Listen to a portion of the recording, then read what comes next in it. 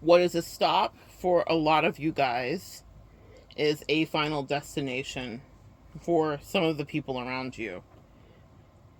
Greetings, guys. Welcome back to my channel. My name is Monette, and this is my channel, Evolve with Monette. For those of you that are new here, I'm a professional intuitive empath. If you're looking to work with me, you can find me at evolvingwithmonette.com in the link connected below in the description box. Thank you for inviting me in. Come on in. Let's get cozy, let's get comfy, and let's chat for a bit. Light workers and empaths, you guys will deal with themes of jealousy in your life. You may not know why. You don't know where it came from, what initiated it. You didn't do anything provocative. You're just existing. And if you're a human, like I know you are, you're existing in a realm where you may have some of your own insecurities, because you're existing and living, about whatever it is that you're doing. Nothing that you do is perfect. Nothing that you put out is perfect. And you have to get past that because you're worth it. You still need to engage, put out, and do whatever you're called to. But let's say you're working at a 9 to 5 and you're still an empath. And you're noticing that people are hating on you. Or let's say you're new at college, because I have some clients that are going through that, and then you're noticing that some people are hating on you. Is everyone always hating on you? No. Do the adages from social media stand up, though? What are you doing if you don't have haters? To a degree, it's true. And it's also a biblical precedent, so that's why I always focus whenever I feel overwhelmed by that energy from other people, that Jesus had haters, but also biblically, all the characters there did. And in any of the great books and great religious texts, it's the hero's journey to have to overcome some kind of disrespect, some kind of disgrace, someone playing in your face. It's part of how we grow and evolve while we're on this earth space. So you will run into a hater, no matter how small you are. And what I mean by that is, like, let's say you don't have a platform, no one sees you, you're working at the Walmart, and there's nothing wrong with that, but you're working at the Walmart with the aspirations to grow into something else. I saw something recently, a woman who started cleaning at a hospital. She had all 3 of her badges, and it was over the last 10 years, and she started out as housekeeping, and then when she finished her initial nursing degree, she was a nurse on the floor, and now she's a doctor there. All 3 badges, 10 years. And I definitely know that that woman is probably doing her light working work, spreading her goodness. But what if she's now the doctor on the floor where she once was mopping, with other janitorial experts that were doing their best to keep the hospital clean? And what a job to them. I grew up in hospitals because of my mom, and y'all need to love your hospital staff, man. From every person, from the person who admits you to the person bringing your tray to the person cleaning your floors, man, be nice to them if you can, even if you're having a bad day. I've had a couple bad days in hospitals when I've been a patient and not just passing through, and I've had to apologize. Just a little quick aside, because these people have an incredible job to do. So shout out to all of you guys that are in that profession from whatever end of the spectrum. And I relate to that story too because of my mother starting out also in housekeeping, and then dietary, and then moving up to business office, and then running a whole area and managing for years and years until she retired. So your trajectory is only determined by you. But her station, that doctor now, station wasn't janitor. She was a college student, probably coming in, figuring out her life, and maybe, I know how it works in the hospital realm. Maybe a relative said, "Hey girl, get your foot in here." And she thought, say less. Not only will I get my foot in here, but this will be my home, because that's where she was supposed to stay. But she had other places to go in her career and with her education. And that doesn't mean that she's better than whoever she used to mop floors with. It just means that she had a different aspiration. And what I want to deter us from is spiritual narcissism, which is easy to get into. And what I mean by that is it feels very much like us against them. And when they try you, you do get in your feelings. Trust me, I've been there. And you're like, how dare you? Especially because a lot of us are dispatched in to be helpmates and to be guidance systems for a lot of people. You also have to acknowledge when people are dispatched in for you, and even if they come in with a negative, toxic agenda, figure out how to transmute. Those are different videos for different days. But sometimes you're not meant to stay in the same space. And so, if you feel like you're being ostracized or picked on by people, I'm not going to gaslight you and tell you that you're not. You probably are. I don't want to encourage paranoia either. It's an interesting line to have to walk. But you know when someone's being ridiculous or saying similar things over and over to you. But and I want you to understand why. I remember once having a woman who's passed away, rest in peace, and her name was Mary. And Mary, she had a hard life, but she worked in an office space, and she was a kiss ass to my scorpionic boss, who was a full, like, witchcraft, voodoo, like the bad kind, like dark hand, dark path, all the things person. Literally would do witchcraft over our desk on the weekends and would have people doing rituals. It was the craziest thing I've ever dealt with in my life. So in any case, and being a Scorpio, she was very given to jealousies and all of that, very openly, and power plays, and you can imagine messing with people's money, as Scorpio rules other people's money. And so I remember Mary standing in the office, and my boss had taken an interest in me because of the work that I do. Well, she works in the occult. She said, well, you work in the occult too. And I was like, yeah, but our occults are different. I'm working on the right side of this, on the light side, of the light worker side, on the God side. She did not like God. She very much had issues and was quite diabolical and sadistic. In any case, she was like, well, you're a reader. I have cards too. So she wanted me to come in her office. Well, she started to want me to be in there. Now, listen, this is corporate America. Y'all know how it is. We all got time to spare if it means we're not doing what we need to be doing at our desk, right? So I'm in there, and I remember Mary being a little bit jealous about me being around this boss and thinking like, oh, you're going to get something I'm not getting, because people that are jealous of you are often living in scarcity. It would be the Five of Pentacles, the Five of Cups. It's lack. There's not enough, right? And she thought I was going to get some access to this devil woman who literally had nothing for me but hate. Honestly, I just wanted to kind of see how I operated. That's another message. Sometimes people will sidle up to you just to see how you operate, quote unquote, to see how the sausage is made. Well, Mary said to me, what are you doing in this place? And I'll never forget it. It wasn't that she meant physically, what was I doing in the office with the boss lady that day. What she meant was, you don't belong here. And when I was at that job, I did a lot of things beyond the job because I'm a creative person. So I pimped out people's desks, and I decorated the bathroom and had Christmas music playing, Luther Vandross, you know, a little bit of essence and flavor. I catered a lot of the events that happened there. I was always dealing with a lot of catering because at the time I was in culinary school too. My point in saying that is I wasn't just clearly supposed to be at that office. That was not my guidance system. I was doing readings in the bathroom. It was a lot, you know. I'm not going to say I work good under anybody. I don't. I was always meant to work for myself. However, the point is I still got my job done, but Mary, observing the other things that I did, asked me that question, but it was dripping with contempt and it was dripping with hate. And I was like, what do you mean? What am I doing here? Well, she knew. Well, maybe she didn't know, but eventually what happened is she ended up she left the place. I think she did leave, but then ended up coming back, and then she passed away. She passed away very early. She was only in her 40s.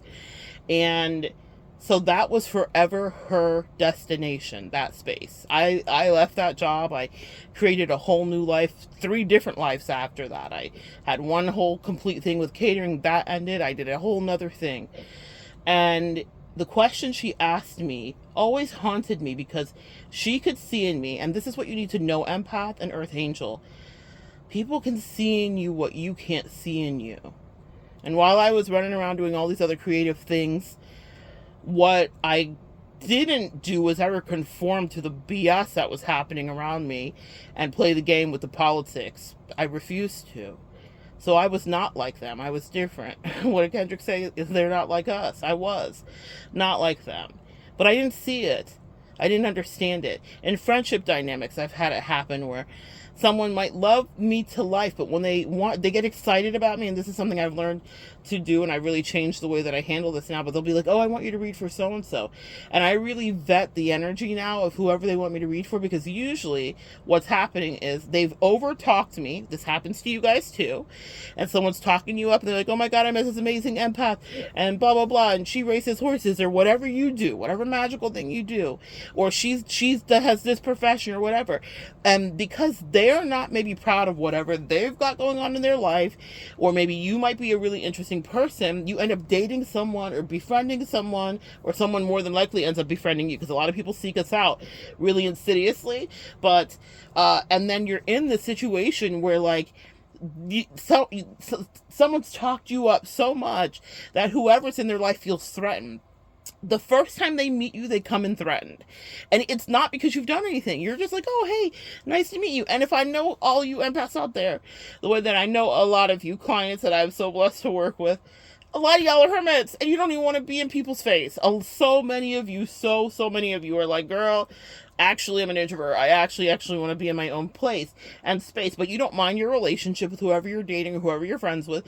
And so you're like, sure, I'll meet them or whatever. And then comes the resentment.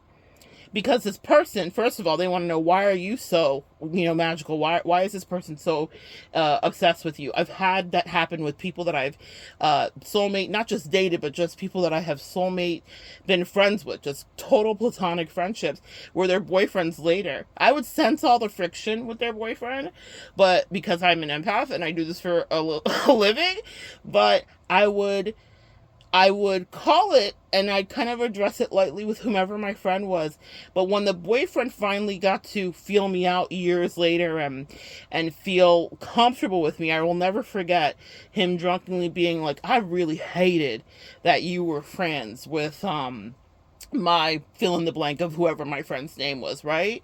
And he was like, he was racist, and he told me that.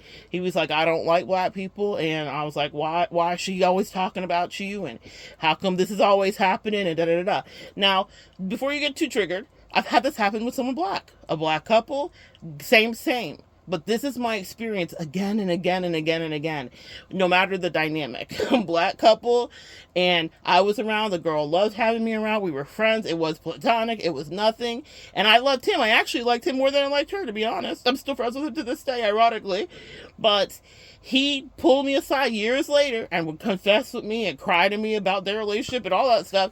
But he was like, always trying to get me out of the paint, and always being like, oh, Monette again. It was like the sitcom Roseanne. You know how the relationship between Dan and Jackie is, Jackie on Roseanne's sister?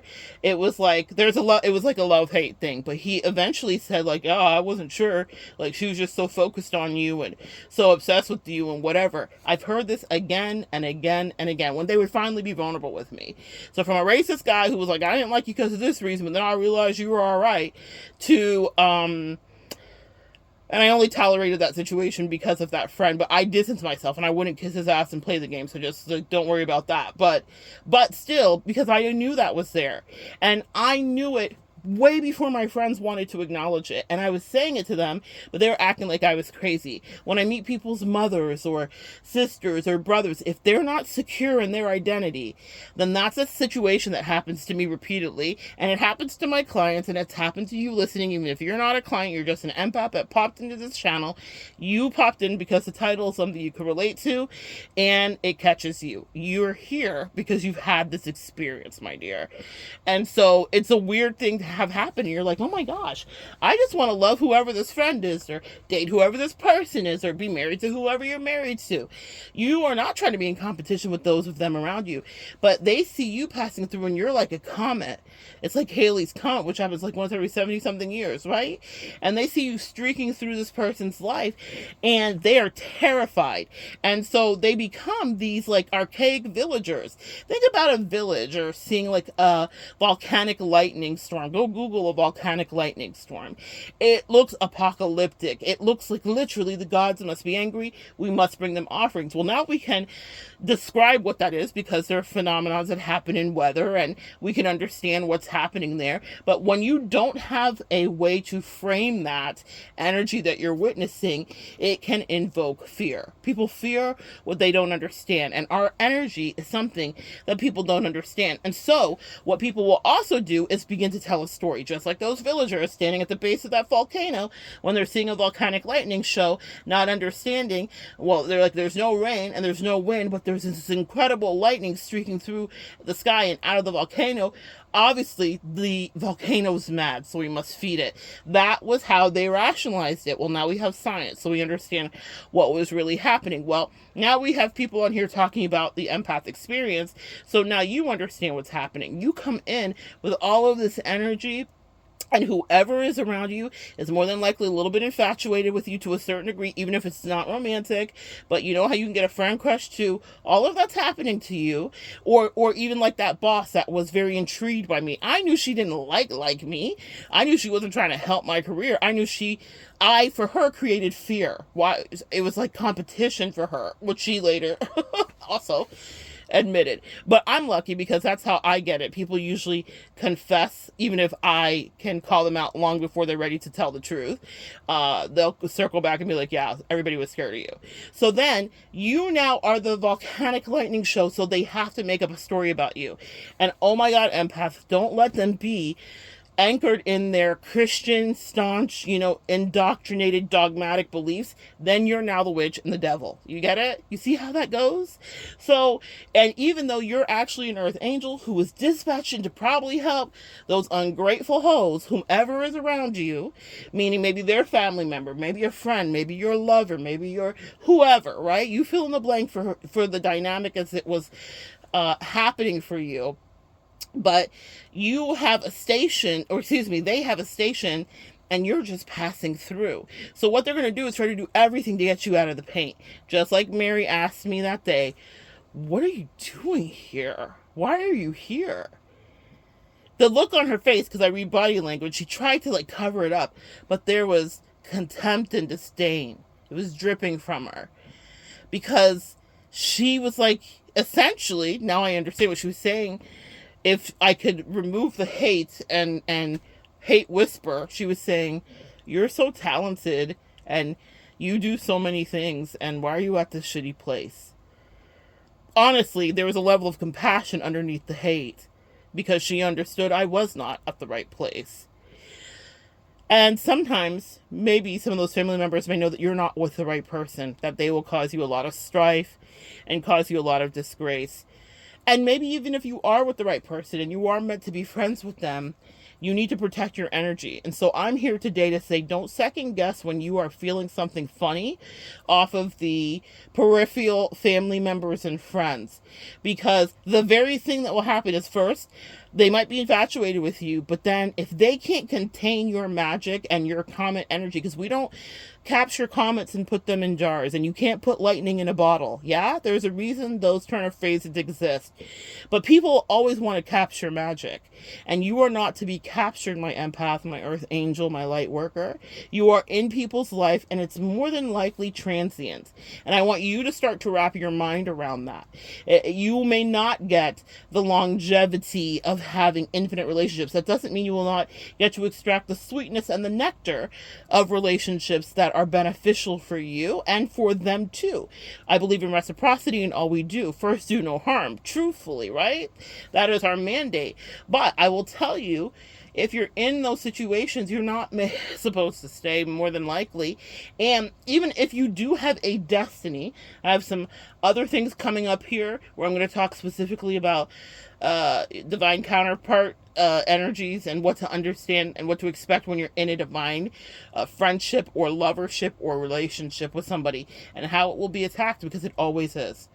And there's always a weaker link in that relationship where one person doesn't realize that part of the testing is, can you stand up to the battering? If you think about a hurricane, as we've been watching a lot of those as of late, can you stand up to the battering of the wind and rains and the storm surge? It's not just the hours that the storm passes by, and it's not just the eye of the storm, and it's not not just the aftermath. It's all of the weather that happens around that. And there's a lot of weather that happens around you entering into someone's life. And it throws people off, and it makes them uncomfortable, and it causes them strife. And so they start to tell stories about you like ignorant villagers used to do. And all of a sudden you're the devil, and you came in and you're getting them off track, when actually you're probably there to help them get their life back to whatever degree. Now, that's one way that you may deal with something where you're not supposed to be there, meaning that's their station. When I have left situations, from toxic twins to other friends or whatever the case may be, I understand contracts and how contracts are broken and null and void, and I understand how much of my energy I'm supposed to invest into a situation. So after years of getting battered at sea in these toxic situations, so now I really have a formula for it. I get it, and I can see it coming a mile away.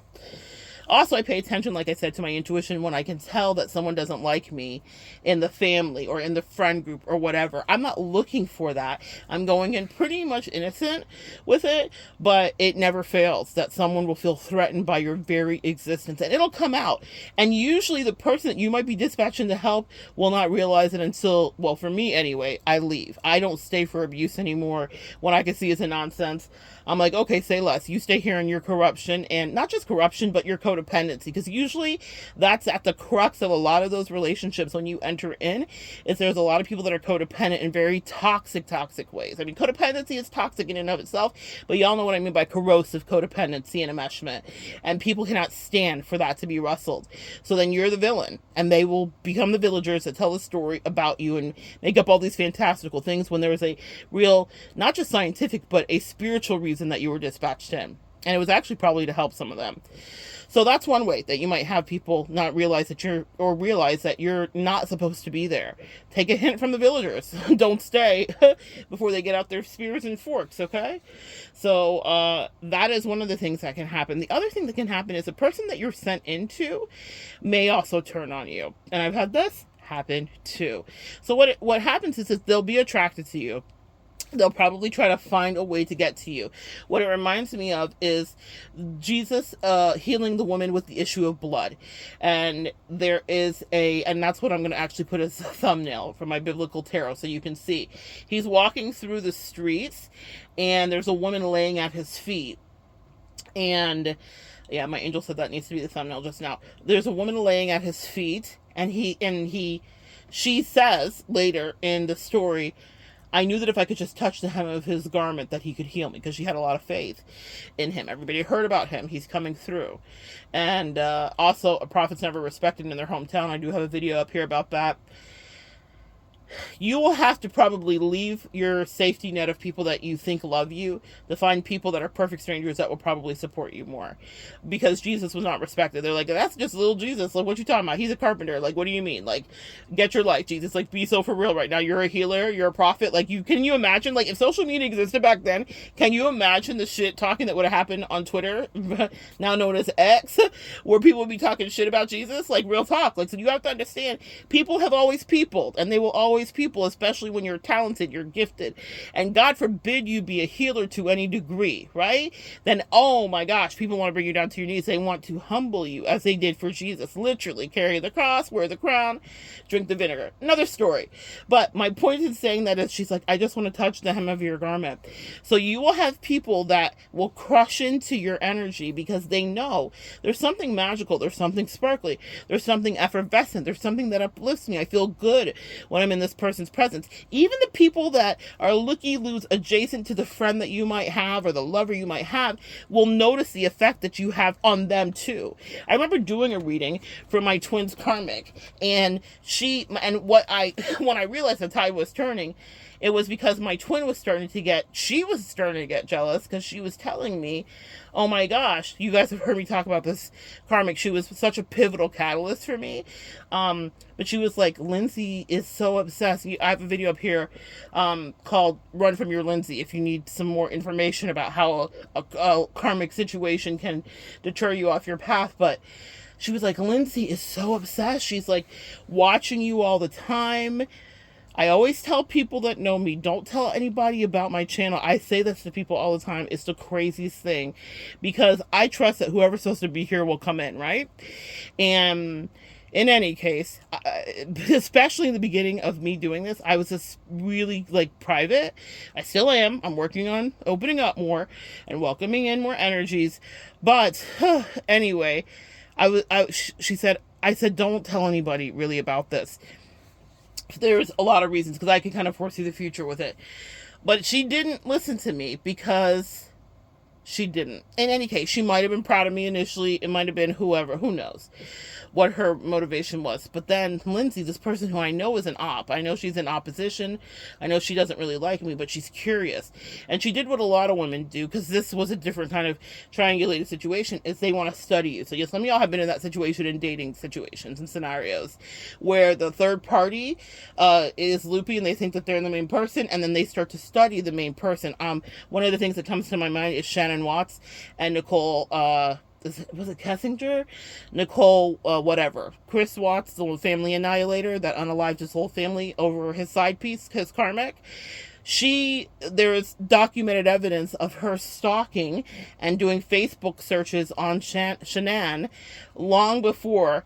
They said, oh, our affair was only 6 weeks. Maybe it was only 6 or 8 weeks. I don't believe that's true. Anyway, that's allegedly, but not allegedly because fuck her anyway. And fuck him too. But what happened is she did what a lot of karmics do. She had eyes on Shanann. She probably saw Chris in the office, thought he was cute, and did what all of us do because social media exists, and started becoming a detective and researching. So she was full of shit. She, of course, knew who Shanann was, and there was actual Facebook hits of her studying Shanann for over a year before the unalivings happened, and it was way beyond the timeline of what they were admitting and copping to that they were involved in. Now, ironically, full circle, from prison, the family annihilator Chris Watts has called Nicole his Jezebel. Another biblical reference. Someone that came in, he said, I don't know that I would have felt the way I did and wanted to end my family the way I did if it wasn't for this. Now, he takes full responsibility. I'm absolving him of nothing. But because I know how spiritual warfare works, and because I did study so long in Christianity and the Bible, I know for a fact that she trafficked in the Jezebel spirit and energy, and that happens to a lot of karmic people. Well, obsession is one of the byproducts of that. So then they start to watch you, and they'll start to check all your social media, and they'll start to move next to you and stalk you. A lot of my clients have had this happen. I have had it happen. I have watched it happen to friends and family. It's a real phenomenon where the third party gets very obsessed with whoever they think the main person is. What makes you so special? Why does this person talk about you? And if you're dealing with a narcissist, God bless, even worse, will it be something that the narcissist will do is just triangulate because they want to extract more supply? I want you to jump higher, Lindsay, is what my twin was doing. So she was dangling me as bait because my energy is delicious and magical and sparkly as fuck. It's lightning, but not in a bottle. And so she wanted Lindsay to be stuck, and then she was. Now she's like, oh my gosh, even my son is watching. Her son was like 4 years old. And I was like, well, maybe you have some more mothering to do if your son is so responsive to my voice. I am a former teacher, so I do know how to lull a 4-year-old to sleep, but my content here is not for the kids. But she was watching so much that her son started to know that I was on the screen. And I remember my twin telling me about this, and me not feeling like, how are you not alarmed, sis? Like, this is a problem. This is not what you think it is. And now this woman is now obsessed with me because of you trying to essentially whore out my energy. That's what people will do. That's why I want you to protect your energy, guys. Because if they can't control you and they can't corrupt you and they can't own you, then they're going to try to like reel people in with your energy. I cut people off so quickly when I can tell that they're using me to shop new people with my energy while being disrespectful to me. That's another video. Wild. And it happens, unfortunately, without fail, unless people are really strong in their own spirituality and they have their own core integrity, which there are a lot of people out there that do. So in any case, this woman's now obsessed with me, and she's watching and watching and watching. And then it turns even more toxic, because then she's listening with her limited understanding, with her non-spiritual self, and whatever I'm saying, it was being turned and twisted against me. So I was dealing with so much in that situation, and a lot of you guys can relate to that. So it's not a fair fight, is it? Because I could be like, on Thursdays we shouldn't eat hot dogs, and she's going back to my twin. She said she's hated every hot dog, and my twin might have been making hot dog casserole that night. I don't know. That's just a weird example. But my point is, that's the unfair advantage that the karmic thinks they have. It always backfires. Cut your energy off, and then all of it goes bad. That's just that's a simple fix for that.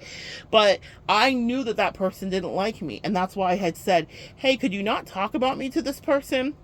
And my twin couldn't resist, because she was getting the supply, and she was a loser energetically, and it was like the most exciting thing that had happened to her was her playing in my energy, okay? Playing with my energy, cosplaying me, and trying to do things that she was absolutely not called to do. It had nothing to do with her calling.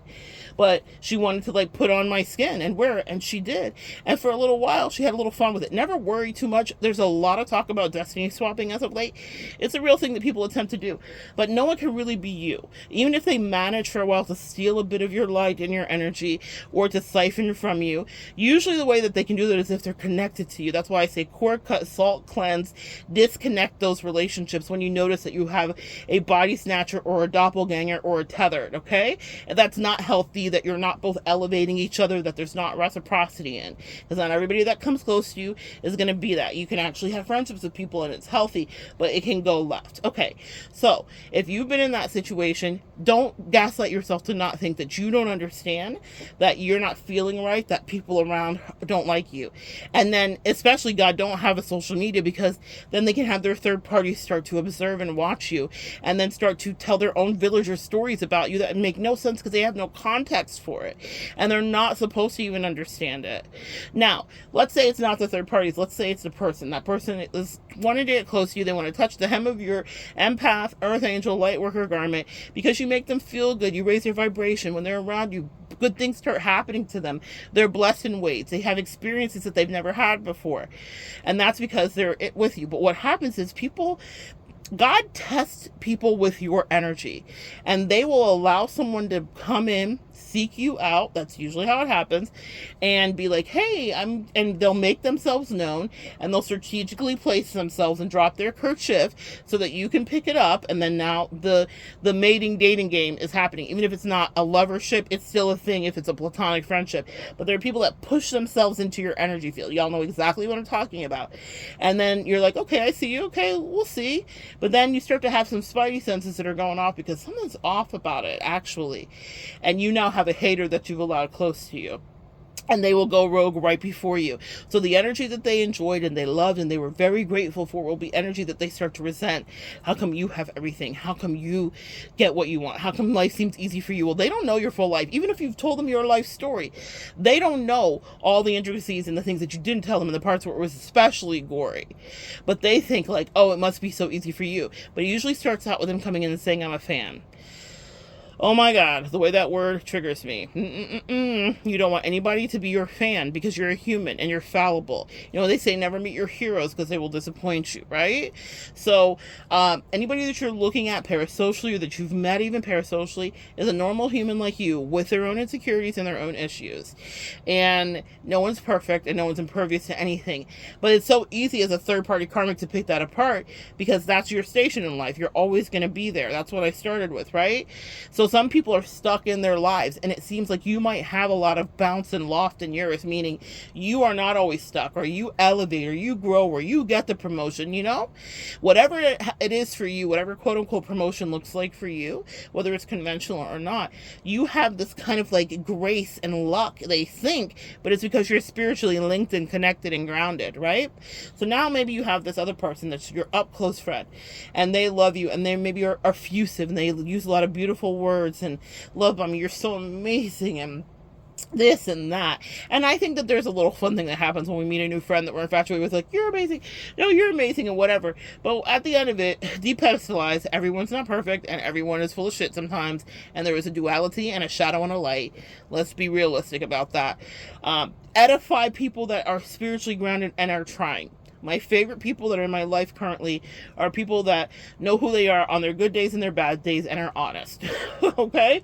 I had someone say to me recently something about my social battery's just not here for this. And I love that shit. Because instead of trying to people please and push through, she was like, I barely have enough energy for me, let alone you. And I said, I love it. I love to see it. Let's normalize being that integral in our discourses and our friendships and our connections.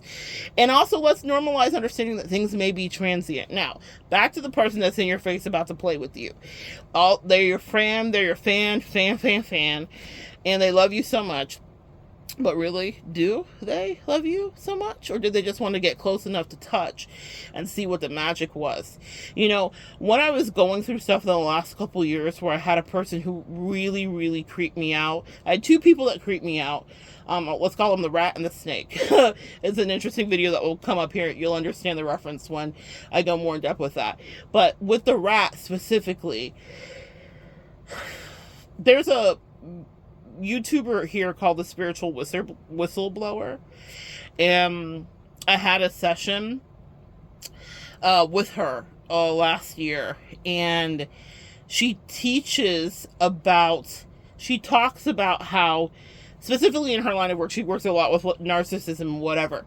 But she talks about women wanting to be close to her. This video I saw years ago. And my angels brought it up in my feed maybe about a year ago when I was dealing with a rat. And she was like, the lesson was essentially, women see her parasocially because she's on all the social medias in a way that I am currently not, but she's on all the social medias, and so they'll be like, you're so amazing and I love your work and I'm a fan, I'm a fan, I'm a biggest fan, you're a fan, you're number one fan. Anyway, I have a video coming up about that, number one fan, stay tuned. And I'm your fan, and it couldn't be more fanny. And then they want to get closer. Maybe they want to meet because she does some meet and greets and stuff like that. Or she used to. I don't know what she does now. But she used to do something like meet and greets. Meet me in the city. She's doing a talk or whatever. And she's bad. She's bad AF. Meaning bad body. Bad in a good way. Meaning she's gorgeous, this woman. Okay? Gorgeous in person. But when we see her, she's walking or she's in her car. So she's not all done up or whatever. But can you imagine? When she puts on the glam is put on. All right? So she's got a lot of great advice. A lot of wisdom.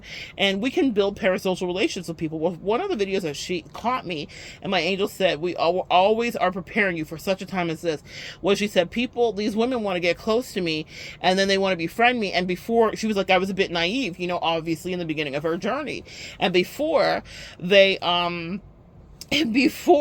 I used to allow them to get close to me, and then they would want to get close to me, and then they would start to pick me apart, and I didn't understand it. Well, she's sharp and she's quick and she's a New Yorker, so she's with it, so she's gonna cuss you out and give you the ones and twos. But she was like, they would want to pick me apart, and then I understood that was all they wanted to do. They never were a quote unquote fan of me. They might have been attracted by my light because she's a light worker in her own right? They might have been attracted by my light. She always can be getting into it with other people and stuff because she sticks up for herself, but whatever. I can't judge because I get it now. When you live a tiny bit of it, you're like, oh, I understand why you would be so defensive. I understand why this shit's annoying and creepy. So she was like, people will want to press in and be close to her and whatever the case may be, but they were really just using her for her energy, and or they wanted to see if she was as bad in person as she might seem on the TV or whatever the case may be, and then they wanted to start to pick her apart.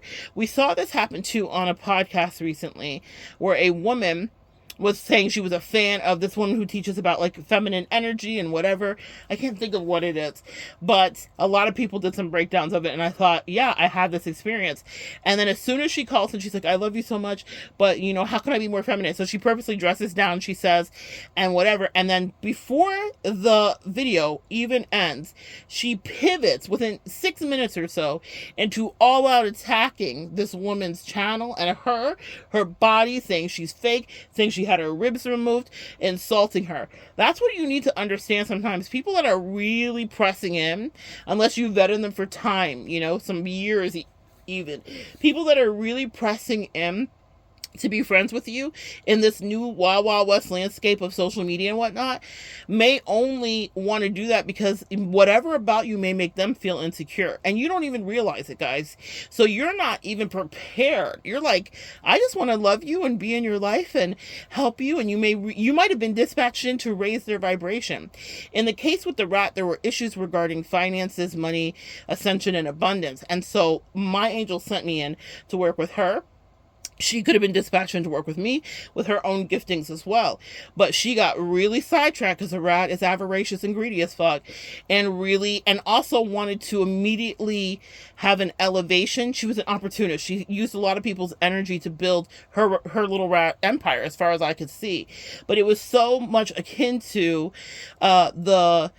the story that the spiritual whistleblower told many years ago, and until it happened directly to me. Now, it had happened in other ways in my real life, right? But this is the first time it was a parasocial thing where the person came in and immediately started to try to dismantle me, to find fault with me, to dissect me and lay me out and excoriate me with her tribe, friends, and family that didn't understand and wouldn't and couldn't, because that's not their calling. It didn't mean that they were good or bad. It just meant that they were villagers watching the volcanic lightning show and making up their own stories, and they really didn't know why. They were going from their dogma and their small-minded energy instead of the largesse that is mandated for my life, actually, meaning I'm thinking on a grander global cosmic scale about spirituality, and even about those persons that were excruciatingly excoriating me. Even the way that they picked me apart, I understood their insecurity. See, when someone wants to get into your energy, empath and earth angel, please understand that you're allowed into their energy. So even when that Lindsay girl was stalking me, it allowed me entrance into her energy to see the depths of her depravity, the deepness of her insecurity. And that's why I say you have to be very careful with your power there, because we have a sword that we can wield, and you must handle it with care. Because did I choose to eviscerate her? No. Could I have? Could I have made her cry every day for the rest of her life? Absolutely. But I chose to be a light worker. And that's exactly what she would have loved for me to do with that energy. See, pigs love for you to be in the mud with them. Did I know her weak spots? Did I know how to end her? Of course. But that's because she was prying so much into my energy that that's how you transmute that. I was able to reflectively see. So even with the rat and the tribe members that she was allowing to kind of opine and speak about me, I could see the depths of their insecurity and their small-mindedness and limitedness and their fear of losing who they thought in their life was that person, that rat, and they did not want her to go anywhere. And I got it. I understood it. I could counsel it. I could therapize it, but I wasn't going to allow them to abuse me because they were small-minded. And people sometimes can't see that because they are up close to those energies. But in any case, that person came in and started to try to nitpick me and talk about things and talk about the way that I look and all of that, and like make like repeated little comments and opine about my personal carriage and do a lot of stuff. A lot of try to get, it was very much like negging, you know, the term negging in dating, where someone will purposely say negative comments to you to create the insecurity in you or to hopefully stoke a complex in you so that they can bring you down to their lowest ass vibration so that they can control you. It's a basic tactic for abusers, okay? So that was an abusive person. Well, though she would never see herself as a suppressive and abusive person, that's exactly what she was. And an opportunist, anyway, that's another story for another day. But that was a weird situation for me. I allowed someone close to me who not only didn't like me, wanted to be me, literally jump in my body and be me because she felt like I was lucky. Towards the end of the connection, where I had things easy, which she just has no idea. She has no idea. But towards the end of the connection, there was something my angels were already telling me like it's over. And so that part, I was disconnecting, salting, and protecting myself. And I remember her talking to me, but I wasn't tuned in anymore because they said her words are poison and illusion. So they would literally like have me shut out what she was saying. And it was weird. It was the strangest thing how your angels would protect you. But it was like, you know, when you're talking into the wind and like the sound carries away, that's how it would be very often in the last days of us communicating.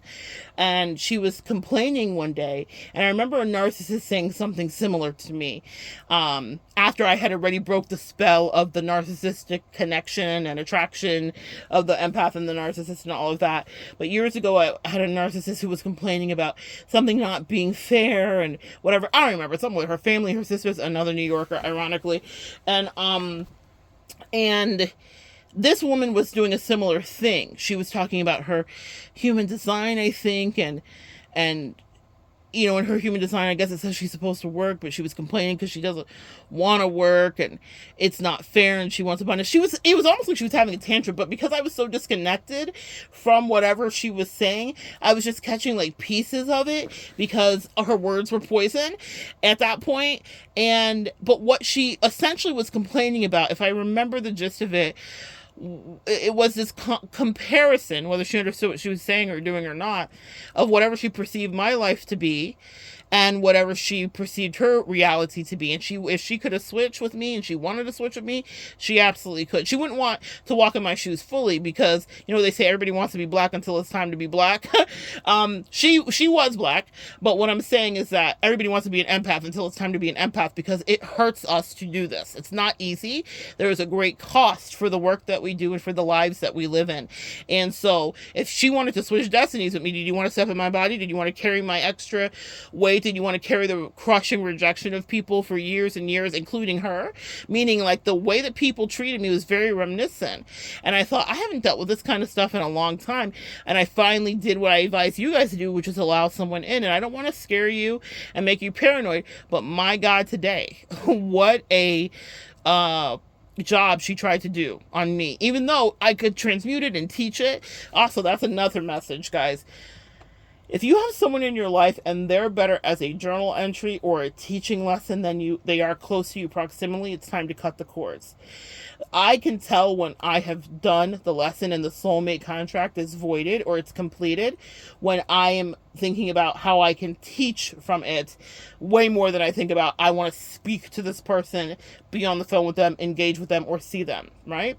That's when they are a pariah to me and they are much better as a lesson because you get to transmute that energy. And if they had the audacity, if they went and purchased the audacity at the nearest Amazon, and they had the balls and the unmitigated gall to behave the way they did with you, then you will detail and document it any way that you're mandated to. Taylor exists, Beyonce, and every other girly out here. I'm thinking of Chaperone right now. And who else does? Sabrina Carpenter. Fantastic autobiographical. Stop playing with me before I turn you to a song. Eventually, if people play with you long enough or short enough, you will turn them into a lesson. Back to that spiritual whistleblower, same. So the reason I watched that video so many years ago of hers is because she was teaching from her pain. And she was transmuting some weird encounter she had with a super fan that actually hated her and wanted to get in and wanted to have her life to whatever degree and wanted to be able to prove to a point that you're actually not as good as you think, because just the spiritual whistleblower existing made that super fan feel insecurities. That's not your fault, empath. That just you being the lightning makes people feel insecure around you. And you do not have to overcompensate to shine your light or to dumb down things. I'm so careful with feedback. I mean, I welcome it because I know constructive criticism helps us evolve and change. But there are some things that I really am like, I don't know if I want to water that down. Like, I'll really think about what someone's saying and how I can improve. But you are intrinsically you. And you have to like who you are. And people will come in with all kinds of opinions. But you have to decide how you want to express yourself. I'm channeling Pink right now, who L.A. Reid and all of them had an idea because they are used to things being put in the machine because that's what works for them. Well, we know the machine is failing and falling karmically in Aquarian energy right before our eyes. And they want her to be like a hip-hop superstar, R&B. But Pink is Pink, you know? Can she sing all that and do all that? But Pink has very much found her style. But that didn't mean that they didn't try to press her into a cookie cutter shape, because that's what was selling back in the 90s, back in those days. But now Pink is her, and Pink has like changed the way that people tour, and now everyone's flying through the air and doing that. But Pink really started that. It doesn't mean that people weren't lifted up in the air before Pink, but Pink really like modernized it and made it her own and made it incredible and made it a live show that is worth seeing. She's singing while flying. It's insane. But before that, it was like, oh, you're supposed to be just this. People think they have an idea of who you're supposed to be. Don't let them put you in that cookie cutter shit. That is not for you. Now, back to these people that say they're your super fan, say they're your friend, say they adore you, and then they start to hate you. And it's not just parasocially. I've had it happen in person with real friends that didn't meet me parasocially, that met me, cultivated a real relationship with me, and then something happened and it went rogue, and there started to be jealousy, or they felt excluded from something because I incubate in a certain way, and then they wanted to wage jihad and all out war on me because I was protective of my destiny, even though I was fully still loving them and fully still showing up in my friendship capacity, but not in the way that they decided it should be. So take a lesson out of Spiritual Whistleblower's book about those creepy girls. If y'all understand, you understand. If I don't care if you are, what your sexuality is, gay, straight, it doesn't matter. You have had an experience like this where someone was a super fan that actually hated you, or maybe they didn't start out hating you, but like Stan in Eminem's song, it turned corrosive because you didn't respond to them the way that they expected you to, the way you were supposed to, the way they had fantasized about you doing, and you held them accountable to a certain degree. But whatever it was, they wanted to bring you to your knees and then maybe even swap your destiny. And that's because at first they just wanted to touch the hem of your garment. Did Jesus become friends with the person with the blood, the issue of blood? No. With the woman with the issue of blood, he didn't. He healed her and kept it moving. And it cost him something. They talk about him feeling weak after. No, like it literally when she touched him, he felt it. He felt it leaving his body, like his balance, his center, his grounded energy leaving his body because her infirmity was that strong. You guys can heal people just like that. Even as you just walk along, people react to your energy. But can you afford to give it that day? That's how you should check in with yourself. What is your social battery? Can you afford to give that away? And to the people that I loved in my life, and I think many of us have been very guilty of this, you included, guys, we have overgiven out of our unhealed codependencies, maybe before we started to work on that, to people that didn't deserve it. The way that I have loved people and poured into them and built up their dreams and whatever, even with that rat had no real identity formed before me. She existed and was floating through life confidently, she said. Confidently lost. She was happy and proud about that. But when she got with me, she started to feel a lot of feelings about what she maybe should and could be, which is good. That's exactly what I was dispatching to do. But the feeling she had was, I actually want to be you. Fucking creeped me out. And when she was screaming, she wasn't screaming, but that's what it sounded like to me. It was like a distant scream. It was like she was on the phone with me, but it was like she was across a mountain. I don't know how else to explain it. My angels were spiritually distancing me from her. But she was like, oh my gosh, and so what, I'm just supposed to work? Like her real intention like slipped out. She doesn't really want to work. She just wants whatever she can, I guess, glom onto. Very rat behavior, actually. I remember one of the first things she said to me, and sometimes people will tell you exactly who they are, so believe them. My Angelo never lied. I had her with me and traveling, and I was doing like a little spiritual retreat for a client, and then also the client wanted me to read for her family, so we had gone upstairs to the 4th floor to do the readings for the family and friends. Like I was doing sound bowl healing and stuff like that for the family, and while we were waiting, I was stuffing some children's books because the client had purchased a bunch of my children's books for Jack and Jill, if you guys know that like thing for Jack and Jill. And so I was putting my seeds and all that stuff into my little seed books and my bookmarks and whatnot, and the rat was helping stuff and do that stuff. And while that was happening, I was also taking a call of clients that wanted readings. So there was a lot of things happening. I was upstairs getting prepared to do a live in-person session for about 8 or 9 people. I was stuffing books, getting ready to do that. And that was a purchase made by the client, a bulk purchase. And I was also literally had my like headset on, and I was taking calls. And she said to me, wow, abundance just flows so easily for you. Like, it's so much abundance that you actually have to like put your hand out and be like, stop, flow of abundance. Super big red flag that I remember talking to the spiritual whistleblower about. She was like, girl, she was clocking you from that moment. I said, I know. And so super big red flag in that moment for me. I just thought, oh, that's so sweet. I've never really heard anybody describe it with my innocent ass. I've never heard anybody describe it that way, that I could turn off and on the flow of abundance. But even in that moment, it was encoded with resentment. The fact that I could turn away money, because I was busy. I was very busy in that moment, and everything that I was doing was about profit to a certain degree. Not just that clientele and profit were all that I was thinking about. In fact, that's actually not how I think at all, and that's why it happens for me, because none of how my life happened was about me focusing obsessively about money. Okay? I recently had someone who is doing a fantastic job helping me to work on all my stuff regarding social media, and she was giving me, a formula for how I should think about things. I was like, oh, I never think about it that way. I'm just like doing the work. And she was like, I know, but you got to start thinking about it this way. That's how much, guys, that's not my thought. My thought isn't like, oh, what can I get? What can I get? My thought is, how can I serve? How can I serve? And that's how you actually earn your respect. And then the money will find you. And especially if you honor that and know your worth and you provide a service for the community. But how she was seeing it as a rat was that money. You're stuffing books that someone had bought. We're at your client's house who was wealthy. The client was very wealthy. You're about to do this session as well. The client was very, this is what I say, protect your energy. The client was not trying to kidnap me, but the client would have been very happy if I never left. Okay, let's just say that. That client gets very avaricious herself, but she can afford me, and she literally pays me for my time.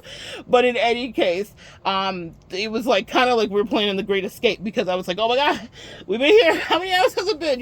Sometimes it happens. I have to set boundaries with my clients too. But in any case, that was a lesson, but she was there to observe that. And her observation and her verbiage, while it would seem harmless, right? Oh, someone's just happy that you have abundance. But she was doing what people that say they love you but really hate you and are really maybe a hater of you. She was clocking me.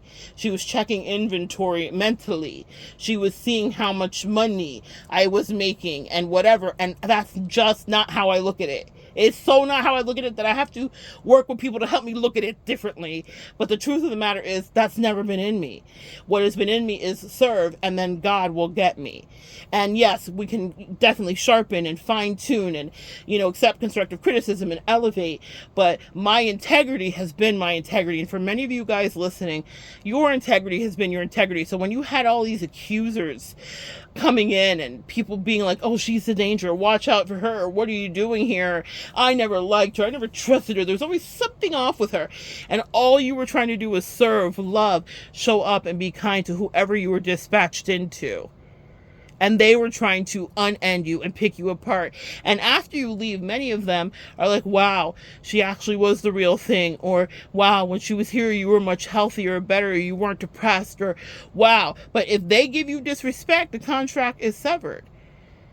I would have been able to help her actually with the abundance that she was so covetous of and so worried about and so obsessive of, and the influence. She was so obsessed with being influenced. And all she was doing was siphoning off of other people's actual talents. She built whatever she was able to build because specifically, so there was no like long, hard grind, specifically off of someone else who was an actual artist's energy. So which is fine. There's no, what do you call it? No rules in the YouTube streets or in the internet streets. Content watch and reaction channels exist for a reason. Everyone can do whatever. You can get in. If you can't do anything, there's always something you can do. We all have a talent or three or two. But that moment, she was watching me and a way of, I had my hands in a lot of things going on that day. And I was thinking, oh, that's a really interesting compliment. I've never heard anybody say it that way. And my angels peeled it back later and they said, you weren't listening to what she did say. She was looking at you and thinking, wow, must be nice.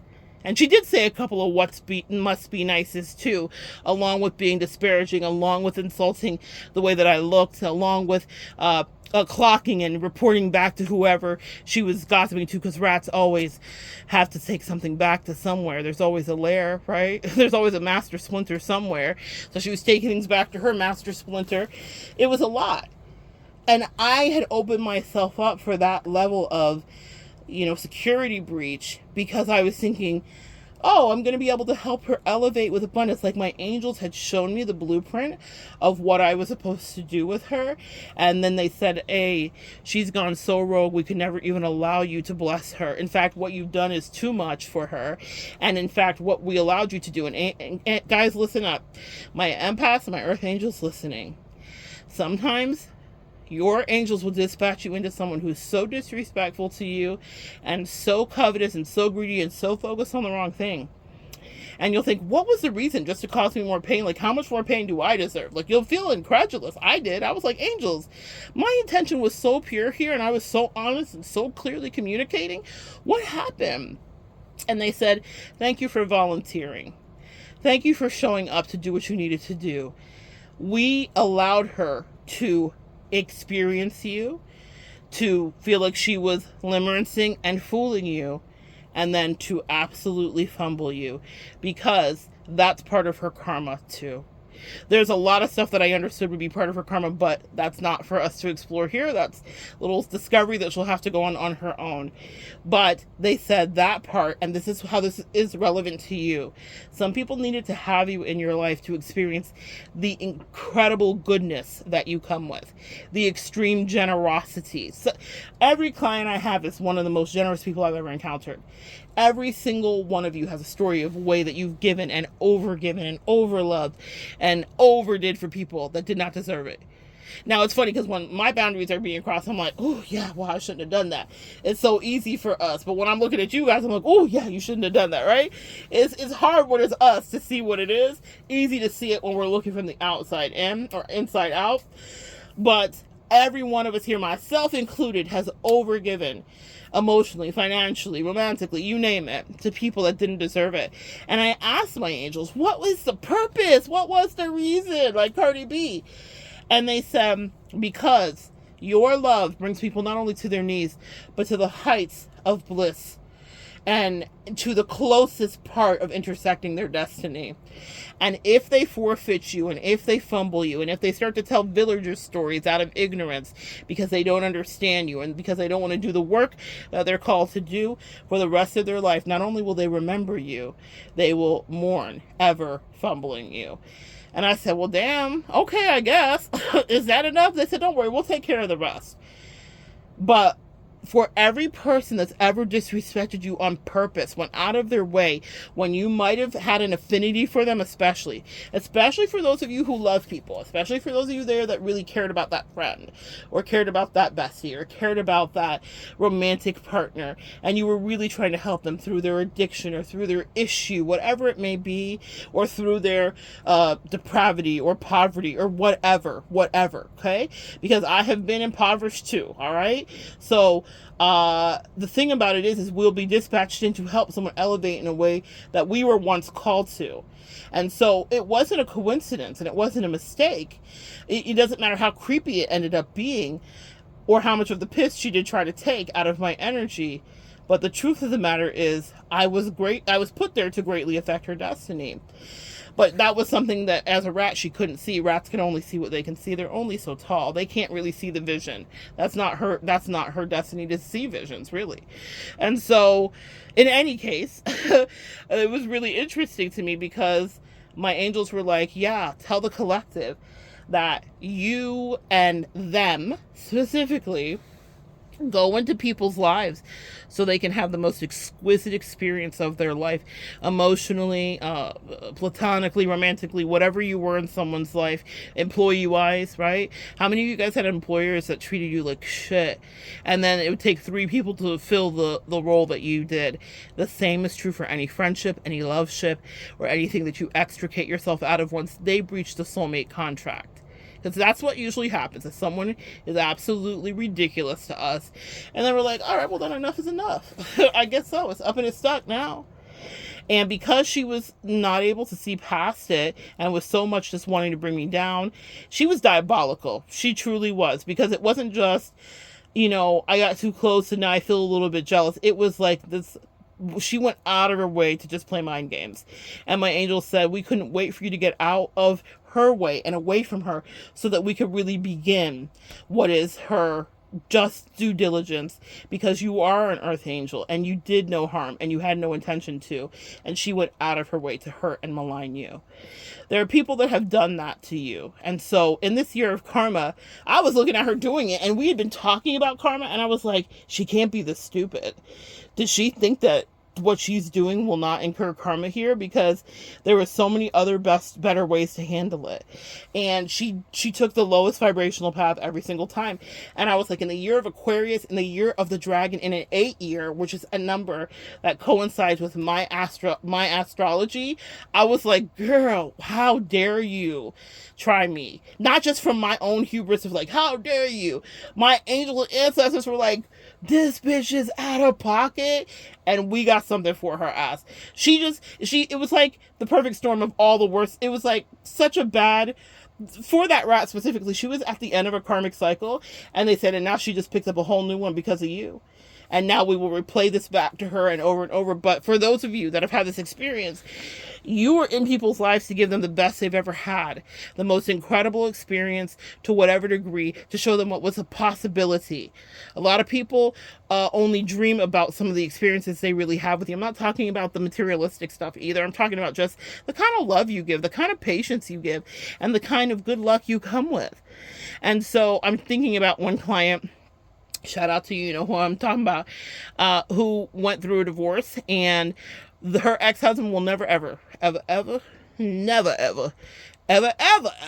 pull again to the caliber and degree that he had pulled with that client. Actually, it is only declined for him, and it happened at his Saturn return, his second Saturn return too, and it happened in this year, which of this Aquarius karmic reckoning, year of the dragon. Destitute is the word that comes to mind for what he will be and how he will long and miss my client's beautiful energy. Sometimes they will allow someone to play in your face to that degree. I was watching the rat play in my face, and I was like, wow, you want to do this to me? I was on my Denzel, like, you want to do this to me? It's such a bad idea. I was watching her, and I was trying, the angel said she has free will. We keep giving her options to tell the truth. We keep giving her options to just come clean with you, but she won't do it. Well, now there are things she will have to do, and she won't have options with it. It has nothing to do with me. I'll never look back, and I never see. They protected me. You're protected, guys. But when someone forces their way into your energy and they want to double down on the disrespect, the angels will have a time with their ass. Let's say you listen to this video 7 years from now, and it's not the year of the dragon, and it's not an 8 year, and it's not the year of Aquarius, where Cat Williams, the Oracle, said every deviant of every kind is getting taken down during this year. At this time, he is the Oracle for a reason, guys. He said it, and he meant it. When I say he's an Oracle, in every century and in every millennia, there is someone that is a prophet. And to a degree, Cat Williams, I don't care what you think about his life and his other choices. Yeah, he played a pimp, and he also was a prophet that day, because everything he has said has come to pass, and still more is coming to play, and we still have a couple more months left in the year. So if someone did you bad in this year, and you were listening to it this year, they're going to get their comeuppance, but also know what the purpose of it was. You may have been dispatched in to give someone a taste of life that they will never get again, and also for them to reflect and know how to treat people better going forward. Even if they can never pull to your caliber or degree, if they work on, after going through the trenches of their karmic retribution, they work on climbing back up the ladder to their destiny, then they may intersect someone who will love them again completely, and they'll treat them better. It will never be what you see. A lot of you guys have these cosmic destiny points with people that if they would have stepped up to meet you, it could have exploded for them. Abundance in ways that could not be articulated. I'm not just talking about the rat, because that was her main focus, abundance and influence. And I know what my angels were like, we can give you a booster shot for her. Well, they were asking me, is she worth it? They said, she's working you. Is she worth it though? Because you have other stuff to do, and she's taking so for granted that you're just passing through. Please don't take for granted, guys, that you're just passing through. she's the one who's used to just passing through. She had no idea that it was flipped in reverse. That's how you will get sent in for people, to teach them not only your worth, because my job was not to stay there for her to figure out my worth. My job was for me to do exactly what was called to do, so that she could reflect, if she has any reflection in her and she's not a full sociopath, so that she could figure out how never to do to another earth angel if they should be dispatched in what she decidedly chose deliberately and diabolically to do to me back then. Whoever was in your life has a similar opportunity. They know that you don't belong there to whatever degree. If they want to nag you and try to bring you down and pick you apart while clocking you and counting your dimes and wanting you to splurge emotionally, financially, or energetically on them, which is something they all want, then they're not ever really supposed to stay there, and you are supposed to be there to really be their lesson. Sometimes God will dispatch you in just so you can show them the sweetest life can be, just so that they know it will never again be their reality, and it was their decision. That's what hurts the most. If they have any conscience at all, what hurts the most is knowing that you were probably fighting for the connection, or trying to understand, seeking understanding, trying to communicate, and they were playing in your face. And it was very much like they're showing me Rick James, channeling Dave Chappelle, the Chappelle Show, when he's like, fuck your couch. That's the audacity for me. Rick James was entitled, and what did Charlie Murphy called him? A perpetual line stepper. You guys had a lot of people that were perpetual line steppers, habitual line crossers in your life. That rat was habitually crossing lines and habitually stepping over things and being absolutely unhinged and ungrateful. And that's something that apparently my ancestors don't take too kindly to. What about you? You may have a different thing that triggers your ancestors and the way that they ride for you. Whatever disrespect it is, whatever way someone habitually crossed and was like, fuck your couch, fuck your emotions, fuck your feelings, fuck your respect, fuck your finances, give me your money, give me everything, and fuck how I'm going to treat you, and get away from me. If they try to act like that in front of you, and they may not say like, I didn't say that. If the rat heard this today, she'd be like, I did, but I did. Oh no, but you did. But don't take my word for it. Take the karmic retribution actions for it. What's life like? What's your life like, as Kanye rapped, okay? Eventually, they will see, when it's mirrored back to them, how they treated you cavalierly, because they had a different choice to do. But people that are low vibrational will do what it is. And that's another thing, empath. Because you are high vibrational, it hurts. That's what I'm channeling. It hurts. I'm melting. Sometimes when you get proximal to people with all that good ass energy and light, they can't stand it. They can't be in that light. It actually makes them uncomfortable. That's what they say. Your demons irritate them. Your light irritates their demons. So they will start to sabotage, and they will be like, oh, this person's out of my league, so I'm going to just make them feel as much shit as possible. Or that rat specifically actually really did have a weird superiority complex, and the angel said, don't worry, we'll be handling that in short order, regarding how life reflects things sent back to her, especially because it was malicious. And some of the people that dealt with you were malicious too. They went out of their way to be malicious with you and to treat you badly and to try to step on you and to get close to you. I'm channeling someone who's dealing with a coworker who I know who this is for. You know who you are. That coworker that was insisting that you guys be friends, only to try to ruin your whole life and career. Anyway, I cover you right now. We get to get her up and away and out of there. But that is a real thing that happens. People will pay attention to people that insist. Oh my God, they love you so much. They love you so much. And then they can't stand you. And then it's a whole craziness that happens.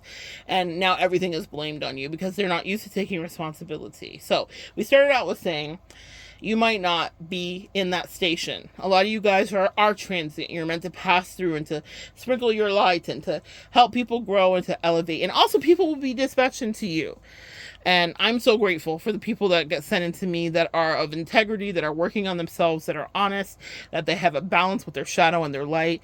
I kiss the sky every single night. But in order to have that even happen, I had to cut some rats and snakes out of my life. Real talk, okay?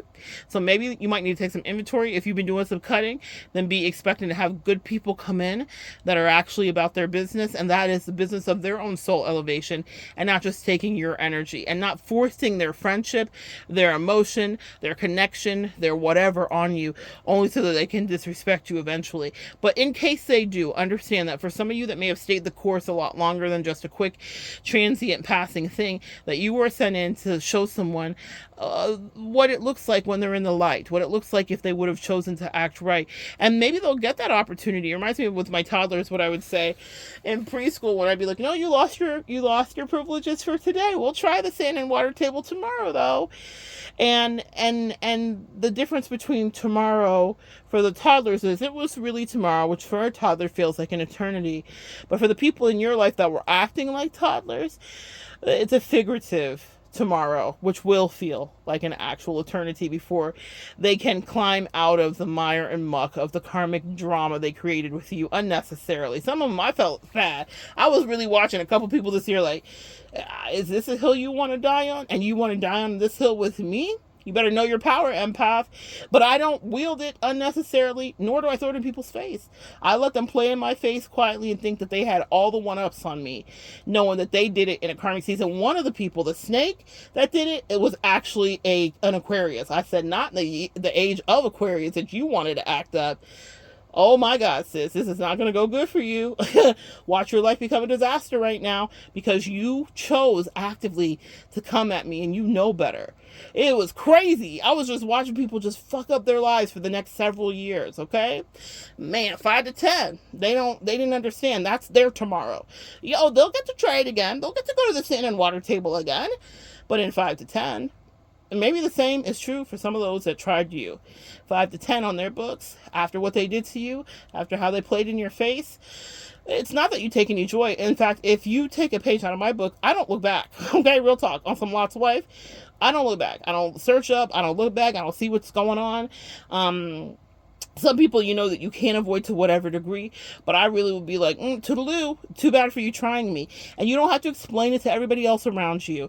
All the flying monkeys and all the looky-loos that they sent in to watch you and all the rest of it. What happens for me is just such a beautiful karmic balance. Those same people that I say, please don't send these people to watch my channel. Thanks, because I'm private and just growing quietly over here in my little corner of the world. They don't listen because why the fuck would I listen to you? Okay, cool. What are boundaries? Okay, cool.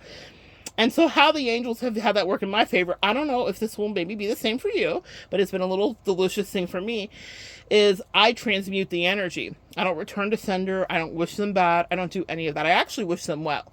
When they get off of their timeout in 5 to 10 or whatever, I'm praying for them that they get the next earth angel coming and that they treat that person with the utmost respect. I pray that they get the lesson and that, you know, the disrespect that they lobbed towards me was for naught, right? I really pray it's for something. But what happens is those same looky-loos that I was like, hey, don't have them come over here. I don't really want anybody to know things. I'm shy. Whatever. They come. And then they're so happy about it because they're like, yeah, she's a devil, isn't she? She's a devil, sis, da-da-da. Well, then actually what happens is they get to know the real me because I'm probably the most authentic me here on my channel. And this is not what people on Facebook know or any social media platforms know. I'm real talk me, okay? So then they get to know my real personality because I was an enigma. I was behind some kind of paywall energetically, not literally, but like people only heard about me via whomever that person was that was making me into whatever they wanted to, depending on what mood swing they were having, right? So then the people that I told them not to have watch me actually watch me, and they're like, oh fuck, she's cool as fuck. I've literally had that happen where people have reached out to me and been like, oh my god, you're so cool, I really wish we could be friends, and I mean, you didn't even deserve the way that person was treating you, and you know, I really even hate that I like it. I've had that happen to me, guys. That I'm very lucky that way. That's part of my karmic retribution. I don't usually accept a lot of apologies from people because that's also part of the lesson, is sometimes you don't get to apologize especially when you had plenty of chances to make something right in the first place. But because it wasn't coming from those first parties, it was coming from like third parties that would like worm their way in or try to book a session with me or something, and they would be so effusive about like, oh my gosh, you're so cool, I didn't realize you were so cool, and like, or they'll hear me transmuting the story Because what I will do is dissect it. Now, when I remove my emotions and you're better to me as a lesson than because you refuse me as a blessing, come on, that's a whole nother, my angel said, that's a video. When they refuse you as a blessing and then choose to become a lesson, then I'm going to treat you like a biology teacher and I'm going to do the dissecting. You're going to understand things about yourself, not because I'm going to teach them directly, but because I will teach about it. But it's very cold. I'm very much like, hey guys, make sure to wash your hands, because we don't want the formaldehyde to be on your hands when you go to lunch. And I think they're serving grilled cheese and tomato soup. That frog can stay on the table, open up. That rat can stay open up. You can dissect it and pull out its parts and its lungs and its hearts and its ribs. And you can take a look at the integral reason why the disease ravaged through its body of jealousy and did what it did. And I don't give any fucks about that rat or that snake on the table. I am the teacher that's like, just make sure my students, you the collective, wash your hands from the chloroform and wear something protective, because we don't want these disease guts getting on you. But I will now examine and we will pick over the truth. And for those third parties that are watching, that had a lot of things to say about you or the things that you did or didn't do, and they didn't really have an understanding of you, and they were telling stories as ignorant villagers watching the volcanic lightning strike, and only could make up stories in the dark of the night while they were steeped in their fear. Well, now it's the daylight and things are very clear, and it's a cold stainless steel table, and the rat and the snake are here, and they're spliced open, and you are examining it. The you is me currently, and I'm putting it out as a teaching part and a lesson from my history. And even the third parties have nothing to say, but damn, now I see. So even though those people were disrespectful and disobedient energetically to my wishes of don't even share my channel with these hateful ass bitches, the angel said we did above you, and we knew that they would not listen to you, and they were going to still send these people over to inspect you and watch you. And what they end up getting is not only a lesson, but their own blessing for their elevation, should they want to take it and should they want to ascend. And whoever they once thought was their friendy friend or their family fam, they're now seeing them from a different perspective. And it's by my own words that are surgical and introspective, because I am not biased just because you tried me. I'm going to tell the truth and examine the specimens that are dead and laying before me. Sometimes that's what they're in your life to do, is for you to start telling yourself some unfortunate and inconvenient truths. And when you're doing it scientifically, there's not a lot of emotion and feeling. I don't give a fuck about that snake and that rat, because they did not give any fucks about me when they decided to attack me with their disease maliciously. Y'all need to remove your feelings, my loves, especially that codependency, my loves, and that enmeshment. As soon as they attack you, it's Queen of Swords on their ass. As soon as they want to come for you, you don't have to come for them retributively. I'm not.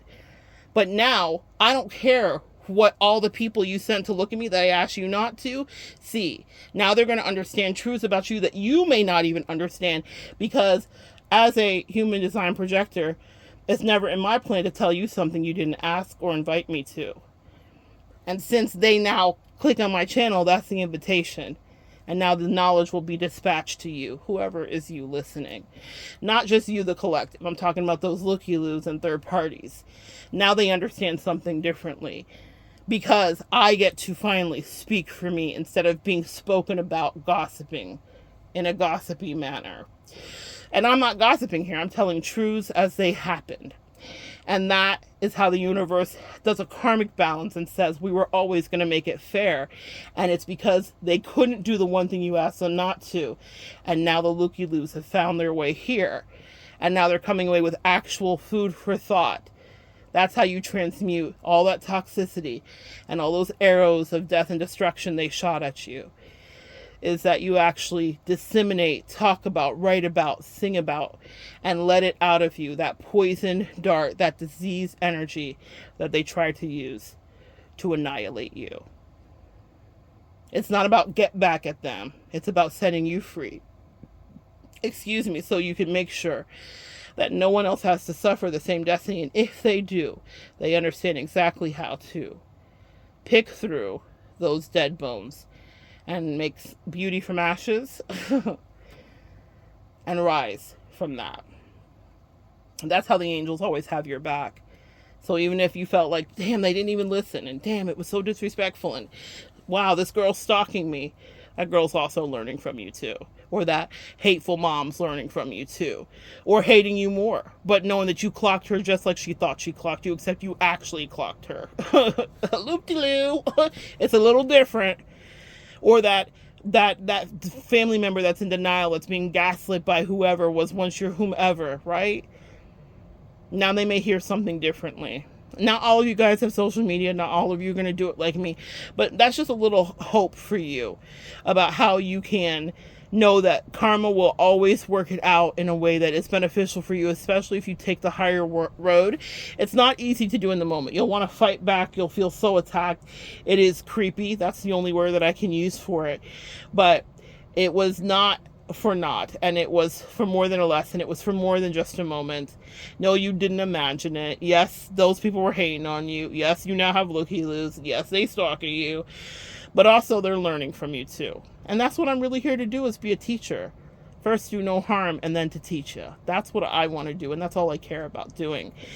And so people can tell all the villager stories about how evil you are and what a devil you are and how you love Satan and Beelzebub, when they were actually the demons running off of demonic energy, lower vibrational energy, afflicted with the spirits of iniquity. It's like, do you all study the word that you claim that you study?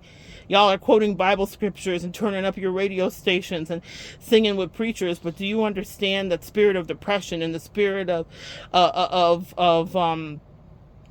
God, the covetous spirit, the spirit of jealousy? It's not just the deadly sins that they think that they're projecting onto you. It's what they're enmeshed in. It's what they're used to. And they are so crazy, and they want to beat you with their Bibles, but they don't want to open them to set themselves free. It's such a shame. Anyway, guys, so good sharing energy with you on this early morning. Come back and join me next time. We'll continue to evolve together.